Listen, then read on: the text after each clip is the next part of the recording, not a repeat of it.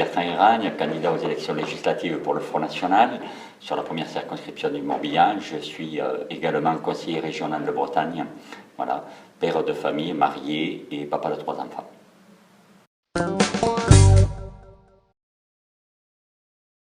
Alors déjà par le travail, il est vrai qu'aujourd'hui il faudrait que les jeunes puissent accéder à l'emploi pleinement, ce qui n'est pas le cas. Et quant à la vie politique, moi j'en suis le pur exemple, puisque mon directeur de campagne est quelqu'un de jeune, toute mon équipe de campagne sont des jeunes, voilà, et c'est à mon sens eux la relève et puis nous.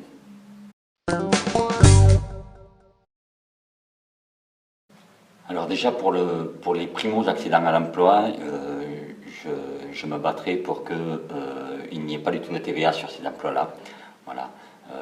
Un premier emploi est une première dignité. Bien souvent pour les personnes, notamment lorsqu'ils sont dans des quartiers défavorisés, ils sont bien souvent privés d'emploi à cause de certaines a priori, de certains entrepreneurs. Il faut réellement démocratiser cela. Il y a des jeunes talents partout en France qui malheureusement n'ont pas la chance d'accéder à l'emploi parce que les patrons ont trop de charges, voilà, et privilégier les emplois locaux. Arrêter les travailleurs détachés qui, eux, malheureusement, même si eux ont besoin de travailler, viennent priver de l'emploi nos jeunes Français.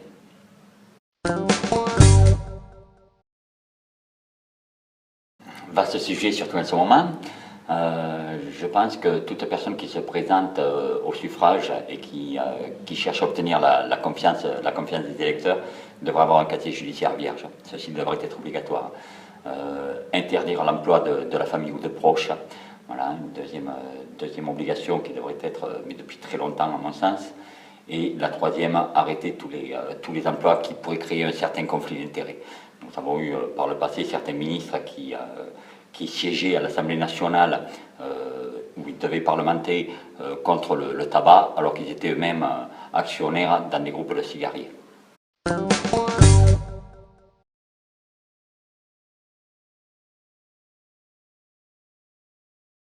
Plus qu'un potentiel pour le territoire, c'est un potentiel pour la nation à mon sens. Ceci représente malheureusement aujourd'hui seulement 10% de l'activité avec 2,3 millions d'emplois. Ceci est à développer, notamment en y intégrant les travailleurs handicapés, qui sont une véritable richesse pour l'employeur, une véritable richesse pour notre pays, et il en va également de la dignité de la France.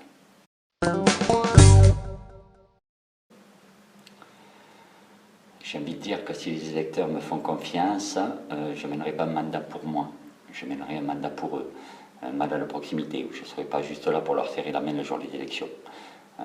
Je pense que je ne suis pas un politique, je suis quelqu'un de terrain qui a de véritables idées, de véritables convictions, qui est à l'écoute.